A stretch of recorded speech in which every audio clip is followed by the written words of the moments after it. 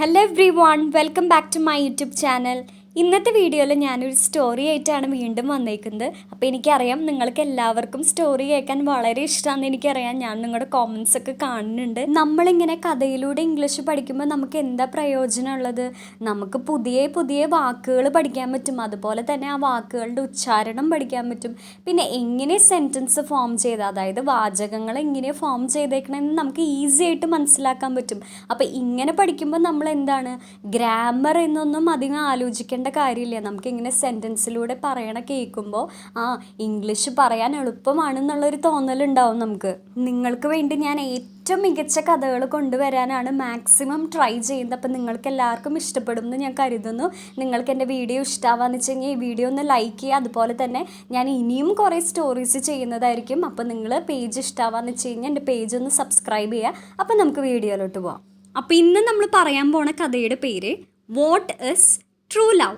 എന്താണ് യഥാർത്ഥ സ്നേഹം? ട്രൂ എന്ന് പറഞ്ഞാൽ സത്യം, അല്ലെങ്കിൽ യഥാർത്ഥമായ എന്നും നമുക്ക് പറയാം. ലവ് എന്ന് പറഞ്ഞാലോ സ്നേഹം. Teacher student conversation. അപ്പോൾ ഇവിടെ ഒരു കാര്യം ശ്രദ്ധിക്കുക. നമ്മളിന്ന് മനസ്സിലാക്കാൻ പോകുന്ന ഈ ഒരു കഥ ടീച്ചർ സ്റ്റുഡൻറ്റ് കോൺവെർസേഷൻ ആണ്. അതായത് ഒരു അധ്യാപിക അല്ലെങ്കിൽ അധ്യാപകൻ കുട്ടികൾക്ക് ഒരു കഥ പറഞ്ഞു കൊടുക്കുകയാണ്. അപ്പോൾ ടീച്ചർ ഈ കഥ പറയുമ്പോൾ ക്ലാസ് മുറിയിലെ അവരുടെ സംഭാഷണവും ഈ കഥയിൽ ഉൾപ്പെടുത്തിയിട്ടുണ്ട്. അതാണ് കോൺവെർസേഷൻ എന്ന് പറഞ്ഞത്. കോൺവെർസേഷൻ എന്ന് പറഞ്ഞാൽ സംഭാഷണം. On A ship there was a pair of couple. Suddenly ship met with an accident and couple had to run to lifeboat. ഒരു കപ്പലിൽ ഒരു ജോഡി ദമ്പതികൾ ഉണ്ടായിരുന്നു. കപ്പൽ പെട്ടെന്ന് ഒരു അപകടത്തിൽപ്പെട്ടു. ദമ്പതികൾക്ക് ലൈഫ് ബോട്ടിലേക്ക് ഓടേണ്ടി വന്നു. ഓണർഷിപ്പ് എന്ന് പറഞ്ഞാൽ, ഷിപ്പ് എന്ന് പറഞ്ഞാൽ കപ്പൽ. അപ്പോൾ ഓണർഷിപ്പ് എന്ന് പറഞ്ഞാലോ കപ്പലിൽ. there was എന്ന് പറഞ്ഞാൽ ഉണ്ടായിരുന്നു, അവിടെ ഉണ്ടായിരുന്നു. A pair of couple. Pair എന്ന് പറഞ്ഞാൽ എന്താ? ജോഡി. എന്തിൻ്റെ ജോഡീനെ കുറിച്ചാണ് ഇവിടെ പറയുന്നത്? Pair of couple. കപ്പിൾ എന്ന് പറഞ്ഞാൽ ദമ്പതികൾ, അതായത് ഭാര്യയും ഭർത്താവും കൂടിയിട്ടുള്ളതിനെയാണ് നമ്മൾ ദമ്പതികൾ എന്ന് പറയാം. സഡൻലി എന്ന് പറഞ്ഞാൽ പെട്ടെന്ന്. Ship met with an accident. Ship എന്ന് പറഞ്ഞാൽ കപ്പൽ, മെറ്റ് വിത്ത് ആൻ ആക്സിഡൻറ്റ് എന്ന് പറഞ്ഞാലോ ആക്സിഡൻറ്റ് എന്ന് പറഞ്ഞാൽ അപകടം.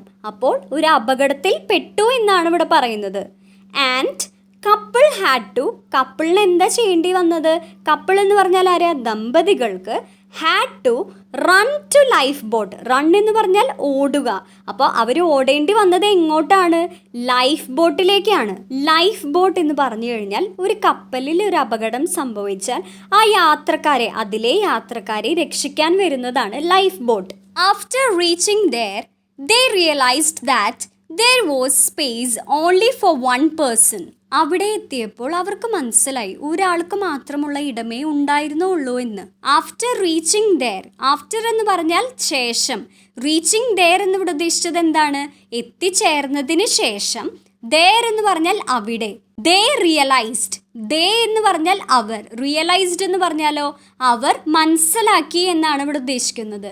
that there was space. Space എന്ന് പറഞ്ഞാൽ എന്താണ്? ഇടം. അപ്പോൾ സ്പേസ്, അവിടെ ഉണ്ടായിരുന്ന ഇടം എത്ര പേർക്കുള്ളതായിരുന്നു? Only for one person. Only for എന്ന് പറഞ്ഞാൽ, ഓൺലി എന്ന് വെച്ചാൽ എന്താ? മാത്രം. എന്തിൻ്റെ മാത്രമാണ്? Only for one person. ഒരാൾക്ക് മാത്രമേ അവിടെ സ്പേസ് ഉണ്ടായിരുന്നുള്ളൂ, അതായത് ഇടമുണ്ടായിരുന്നുള്ളൂ എന്നാണ് ഇവിടെ പറയുന്നത്. At that moment husband pushed his wife behind him and jumped onto lifeboat himself. ആ നിമിഷം ഭർത്താവ് ഭാര്യയെ പുറകിലേക്ക് തള്ളിയിട്ട് സ്വയം ലൈഫ് ബോട്ടിലേക്ക് ചാടി. അറ്റ് ദാറ്റ് മൊമെന്റ് എന്ന് പറഞ്ഞാൽ എന്താ? ആ നിമിഷത്തിൽ. അതായത് ഏത് നിമിഷത്തിനെ കുറിച്ചാണ് ഇവിടെ പറയുന്നത്? ലൈഫ് ബോട്ടിൽ ഒരാൾക്ക് മാത്രമേ കയറാൻ സാധിക്കുള്ളൂ എന്നറിഞ്ഞ ആ ഒരു നിമിഷത്തിൽ ഹസ്ബൻഡ്, ഭർത്താവ്, പുഷ്ഡ് ഹിസ് വൈഫ്. പുഷ്ഡ് എന്ന് പറഞ്ഞാൽ എന്താണ്? തള്ളി എന്നാണ്. തള്ളി അവൻ്റെ ഭാര്യയെ. ബിഹൈൻഡ് ഹിം എന്ന് പറഞ്ഞാൽ പിന്നിലോട്ട് തള്ളി, അതായത് അവൻ്റെ പിന്നിലോട്ട് തള്ളി എന്നാണ് ഇവിടെ പറയുന്നത്. And jumped. ജംപ്ഡ് എന്ന് പറഞ്ഞാൽ ചാടി. എങ്ങോട്ടാണ് ചാടിയത്? On to lifeboat himself. അവൻ സ്വയം ലൈഫ് ബോട്ടിലേക്ക് ചാടി. His wife stood on sinking ship and shouted one sentence to her husband. അയാളുടെ ഭാര്യ പൊങ്ങുന്ന കപ്പലിൽ നിന്നുകൊണ്ട് ഒരു വാചകം ഭർത്താവിനോട് ഉച്ചത്തിൽ വിളിച്ചു പറഞ്ഞു. His wife stood on sinking ship. His wife എന്ന് പറഞ്ഞാൽ അയാളുടെ ഭാര്യ. സ്റ്റുഡ് എന്ന് പറഞ്ഞാൽ സ്റ്റാൻഡിൻ്റെ പാസ്റ്റ് ടെൻസ് ആണ്. സ്റ്റാൻഡ് എന്ന് പറഞ്ഞാൽ നിൽക്കുക. സ്റ്റുഡ് എന്ന് പറഞ്ഞാലോ നിന്നു. എവിടെയാണ് നിന്നത്? On sinking ship. Sinking ship എന്ന് പറഞ്ഞാൽ മുങ്ങുന്ന കപ്പൽ. And shouted one sentence. Shouted എന്ന് പറഞ്ഞാൽ ഇവിടെ എന്താ ഉദ്ദേശിക്കുന്നത്? ഉച്ചത്തിൽ പറഞ്ഞു എന്നാണ് ഇവിടെ ഉദ്ദേശിക്കുന്നത്. എന്താണ് പറഞ്ഞത്? വൺ സെൻറ്റൻസ്, ഒരു വാചകം. ആരോടാണ് പറഞ്ഞത്? ടു ഹെർ ഹസ്ബൻഡ്, അവളുടെ ഭർത്താവിനോട്. Teacher stopped and asked her students what do you think she would have shouted. Teacher നിർത്തി. ഇവിടെ നിർത്തി എന്ന് ഉദ്ദേശിച്ചത് എന്താണ്? കഥേനെയാണ്. ടീച്ചർ കഥ നിർത്തി എന്നിട്ട് വിദ്യാർത്ഥികളോട് ചോദിച്ചു, അവൾ എന്ത് ഉറക്കെ പറഞ്ഞിട്ടുണ്ടാകുമെന്നാണ് നിങ്ങൾ കരുതുന്നത്? Teacher stopped. ടീച്ചർ കഥ പറയുന്നത് നിർത്തി. And asked students. ആസ്ക്ഡ് എന്ന് പറഞ്ഞാൽ ചോദിച്ചു. ആരോടാണ് ചോദിച്ചത്? ഹെർ സ്റ്റുഡൻസ്, അതായത് അവളുടെ വിദ്യാർത്ഥികളോട് ചോദിച്ചു. What do you think she would have shouted. Think എന്ന് പറഞ്ഞാൽ തോന്നുക, കരുതുക എന്നൊക്കെയാണ്. അപ്പോൾ ഇവിടെ എന്താ പറയുന്നത്? അവൾ ഉറക്കെ പറഞ്ഞത് എന്തായിരിക്കും എന്നാണ് നിങ്ങൾക്ക് തോന്നുന്നത് എന്ന് ചോദിക്കുകയാണ് teacher. Most students answered I hate you. മിക്ക വിദ്യാർത്ഥികളും ഉത്തരം പറഞ്ഞു, ഞാൻ നിന്നെ വെറുക്കുന്നു. Most students answered. മിക്ക കുട്ടികളും, അതായത് മിക്ക വിദ്യാർത്ഥികളും ആൻസേർഡ് എന്ന് പറഞ്ഞാൽ എന്താ? പറഞ്ഞത്, അല്ലെങ്കിൽ നമുക്കിവിടെ ഉദ്ദേശിക്കുന്നത് എന്താണ്? ഉത്തരം പറഞ്ഞത് എന്താണെന്ന് വെച്ച് കഴിഞ്ഞാൽ ഐ ഹേറ്റ് യു എന്നായിരിക്കും. അതായത് ഞാൻ നിന്നെ വെറുക്കുന്നു എന്നായിരിക്കും പറഞ്ഞതെന്ന് പറയാണ്. Now after listening to all those replies she noticed that there was a boy sitting silently throughout. ഇപ്പോൾ ആ മറുപടികളെല്ലാം കേട്ടതിന് ശേഷം ഒരു ആൺകുട്ടി നിശബ്ദനായിരിക്കുന്നത് അവൾ ശ്രദ്ധിച്ചു. ഇവിടെ അവൾ എന്ന് ഉദ്ദേശിച്ചത് ആരെയാണ്? ടീച്ചറിനെയാണ്. നൗ എന്ന് പറഞ്ഞാൽ ഇപ്പോൾ. അപ്പോൾ ഇവിടെ എന്താ പറയുന്നത്? ഇപ്പോൾ എന്ന് ഇവിടെ ഉദ്ദേശിച്ചത് കുട്ടികൾ ഉത്തരം പറഞ്ഞതിന് ശേഷം, അത് കേട്ടതിന് ശേഷം ഇപ്പോൾ എന്നാണ് ഉദ്ദേശിക്കുന്നത്. After listening to all those replies. After എന്ന് പറഞ്ഞാൽ എന്താണ്? ശേഷം എന്നാണ്. എന്തിൻ്റെ ശേഷമാണ് പറയുന്നത്? Listening to all those replies. ഇവിടെ ലിസണിങ് എന്ന് ഉദ്ദേശിക്കുന്നത് എന്താണ്? ലിസൺ എന്ന് പറഞ്ഞാൽ കേൾക്കുക. അപ്പോൾ listening to all those replies എന്ന് പറഞ്ഞാൽ, റിപ്ലൈസ് എന്ന് പറഞ്ഞാൽ മറുപടികൾ.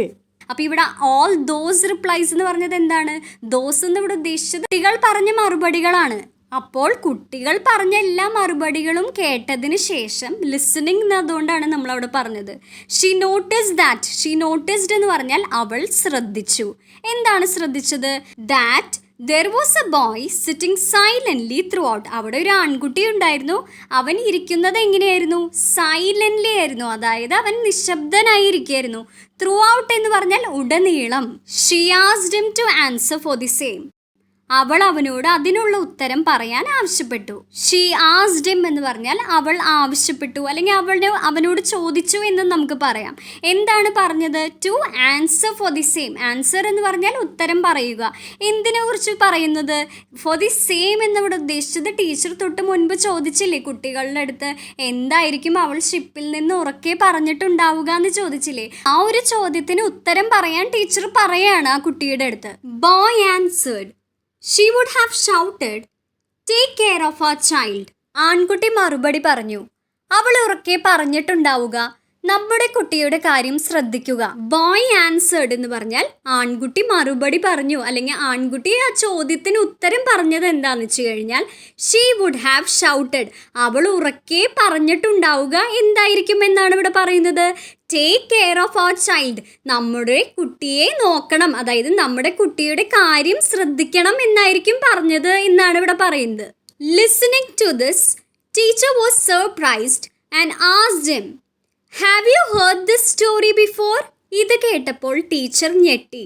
എന്നിട്ട് അവനോട് ചോദിച്ചു, നീ ഈ കഥ മുൻപ് കേട്ടിട്ടുണ്ടോ? Listening to this.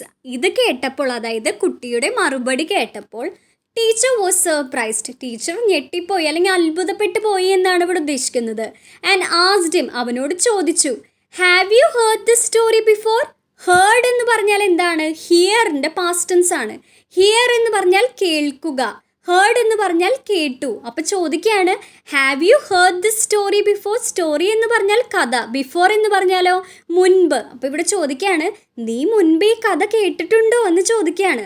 Boy shook his head saying no and said, no, I haven't, but that's what my mother told my father before she died because of a disease.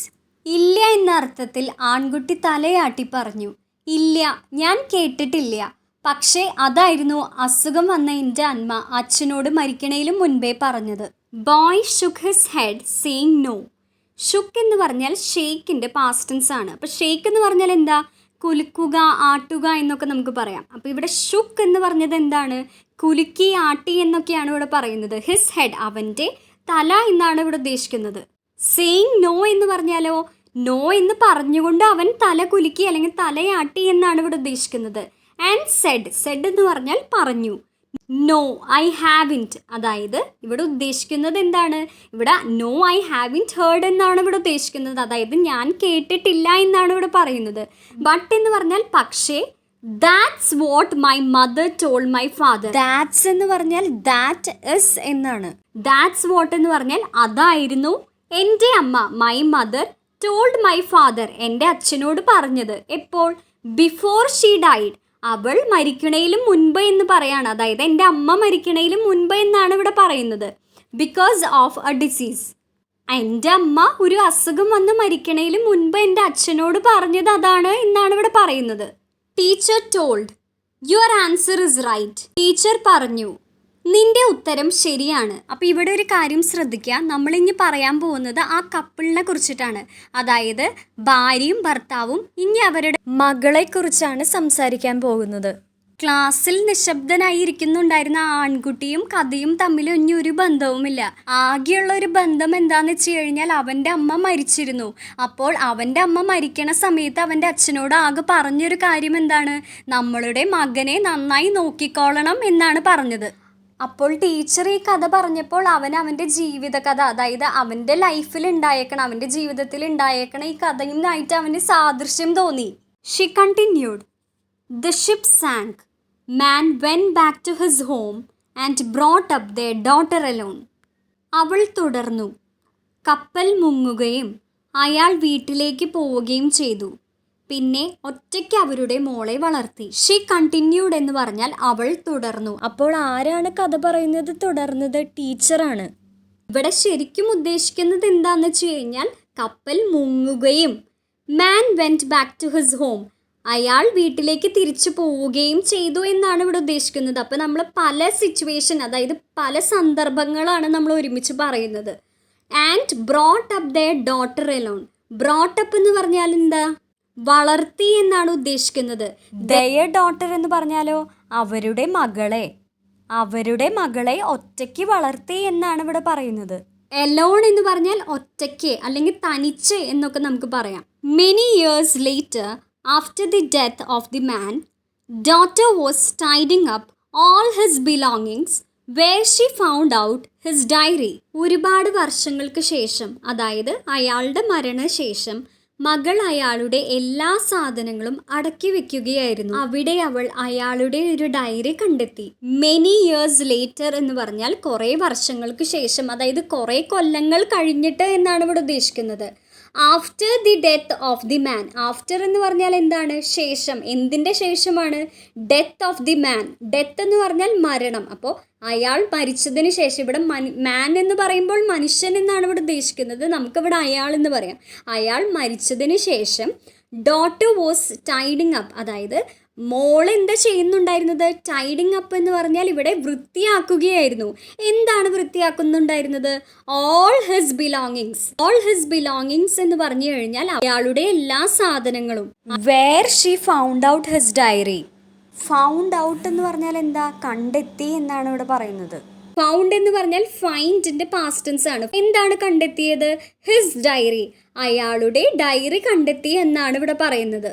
In diary, she found that when her parents were on the ship, her mother was already diagnosed with terminal illness, and at that critical moment, while ship was sinking, father rushed to the only chance of survival. ഡയറിയിൽ അവൾ കണ്ടെത്തി അവളുടെ മാതാപിതാക്കൾ കപ്പലിലായിരുന്നപ്പോൾ അമ്മയ്ക്ക് മാരകമായ അസുഖമുണ്ടെന്നും അച്ഛൻ കപ്പലിലെ നിർണായക നിമിഷം അതിജീവനത്തിനായി തിടുക്കം കൂട്ടിയെന്നും. In diary she found that when her parents were on the ship. In diary എന്ന് പറഞ്ഞാൽ ഡയറിയിൽ, ഷീ ഫൗണ്ട് ദാറ്റ് എന്ന് പറഞ്ഞാൽ അവൾ കണ്ടെത്തി. എന്താണ് കണ്ടെത്തിയത്? When her parents were on the ship, അവളുടെ മാതാപിതാക്കൾ, പാരൻസ് എന്ന് പറഞ്ഞാൽ മാതാപിതാക്കൾ, വെയർ ഓൺ ദി ഷിപ്പ് എന്ന് പറഞ്ഞാൽ കപ്പലിലായിരുന്നപ്പോൾ, her mother was already diagnosed എന്ന് പറഞ്ഞാൽ എന്താ, അവളുടെ അമ്മ വാസ് ഓൾറെഡി എന്ന് പറഞ്ഞാൽ എന്താ, ഇതിനകം, ഡയഗ്നോസ്ഡ് എന്ന് പറഞ്ഞാലോ രോഗനിർണയം എന്നാണ് ഇവിടെ ഉദ്ദേശിക്കുന്നത്. അപ്പോൾ ഇതിനകം രോഗം നിർണയിച്ചു എന്നാണ് ഇവിടെ ഉദ്ദേശിക്കുന്നത്. വിത്ത് ടെർമിനൽ ഇൽനെസ്. ടെർമിനൽ ഇൽനെസ് എന്ന് പറഞ്ഞാൽ നമുക്ക് ഒരിക്കലും ചികിത്സിച്ച് മാറ്റാൻ കഴിയാത്ത അസുഖത്തിനെയാണ് നമ്മൾ ടെർമിനൽ ഇൽനെസ് എന്ന് പറയുക. ആ അസുഖത്തിന് ഒരിക്കലും ഒരു ക്യൂർ ഇല്ല. ടെർമിനൽ ഇൽനെസ് വന്നുകൊണ്ട് ആ കുട്ടിയുടെ അച്ഛന് ഉറപ്പായിരുന്നു, അതായത് ഭാര്യയ്ക്ക് ടെർമിനൽ ഇൽനെസ് വന്നുകൊണ്ട് ഒരിക്കലും ജീവനോടെ ഇരിക്കില്ല എന്ന് ഉറപ്പായിരുന്നു അച്ഛന്. കാരണം എന്താണ്, ടെർമിനൽ ഇൽനെസ് വന്നാൽ മരണം ഉറപ്പാണ്. And at that critical moment, അതായത് ഏത് ക്രിട്ടിക്കൽ മൊമെന്റ്, ക്രിട്ടിക്കൽ എന്ന് ഉദ്ദേശിക്കുന്നത് എന്താണ്, ചെയ്തുകൊണ്ടിരിക്കുമ്പോൾ, അതായത് ഷിപ്പ് മുങ്ങുന്ന സമയത്ത്, കപ്പൽ മുങ്ങുന്ന സമയത്ത്. ഇവിടെ ക്രിട്ടിക്കൽ മൊമെന്റ് എന്ന് പറഞ്ഞത് അപകടകരമായ സമയത്ത് എന്നാണ് ഇവിടെ ഉദ്ദേശിച്ചത്, അല്ലെങ്കിൽ ആ നിമിഷത്തിൽ എന്നാണ് ഇവിടെ ഉദ്ദേശിക്കുന്നത്. Father rush to the only chance of survival. Rushed എന്ന് പറഞ്ഞാൽ അച്ഛൻ തിടുക്കം കൂട്ടി എന്നാണ്. എന്തിനാണ്? To the only chance of survival, അതായത് അയാളുടെ അതിജീവനത്തിന് വേണ്ടിയിട്ട് എന്നാണ് ഇവിടെ ഉദ്ദേശിക്കുന്നത്. ഇത് ഓൺലി ചാൻസ് ഓഫ് സർവൈവൽ എന്ന് പറഞ്ഞാൽ അയാളുടെ ജീവന് വേണ്ടിയിട്ടുള്ള അവസാനത്തെ ആ ഒരു അവസരത്തിന് വേണ്ടിയിട്ട്. In his diary man wrote about how he wished he could sink to the bottom of the ocean with his wife, but for sake of their daughter he had to live. തൻ്റെ ഭാര്യയുടെ ഒപ്പം കടലിൻ്റെ അടിത്തട്ടിൽ മുങ്ങാൻ താൻ ആഗ്രഹിച്ചുവെങ്കിലും അവരുടെ മകൾക്കു വേണ്ടി താൻ ജീവിക്കേണ്ടി വന്നതിനെക്കുറിച്ച് അയാൾ തൻ്റെ ഡയറിയിൽ എഴുതിയിരുന്നു. In his diary man wrote, അയാളുടെ ഡയറിയിൽ അയാൾ എഴുതിയിരുന്നു. റൈറ്റിൻ്റെ പാസ്റ്റ് ടെൻസ് ആണ് റോട്ട്, എഴുതി എന്നാണ് ഇവിടെ ഉദ്ദേശിക്കുന്നത്. എന്താണ് എഴുതിയത്? About how he wished he could sink to the bottom of the ocean, അതായത് ഹി വിഷ്ഡ് എന്ന് പറഞ്ഞാൽ അയാൾ ആഗ്രഹിച്ചിരുന്നു. He could sink to the bottom of the ocean. Bottom of the ocean എന്ന് പറഞ്ഞാൽ എന്താണ്? കടലിൻ്റെ അടിത്തട്ടിലേക്ക്. സിങ്ക് എന്ന് പറഞ്ഞാൽ എന്താണ്? മുങ്ങുക എന്നാണ്. അപ്പോൾ അതായത് കടലിൻ്റെ അടിത്തട്ടിലേക്ക് താൻ മുങ്ങാൻ ആഗ്രഹിച്ചിരുന്നു എന്നാണ് ഇവിടെ പറയുന്നത്. ആരുടെ കൂടെ? വിത്ത് ഹിസ് വൈഫ്, അയാളുടെ ഭാര്യയുടെ കൂടെ. But for the sake of their daughter, അവരുടെ മകൾക്ക് വേണ്ടിയിട്ടാണ്. സേക്ക് ഓഫ് ദെയർ ഡോട്ടർ എന്ന് പറഞ്ഞാൽ മകൾക്ക് വേണ്ടിയിട്ട്. ഹി ഹാഡ് ടു ലിവ്, അയാൾക്ക് ജീവിക്കേണ്ടി വന്നു. Story was finished and class was silent. കഥ കഴിഞ്ഞു, ക്ലാസ് നിശബ്ദമായി. Teacher knew that students have understood the moral of the story, that is, of all the good and evil in this world, there are many complications behind them which are hard to understand.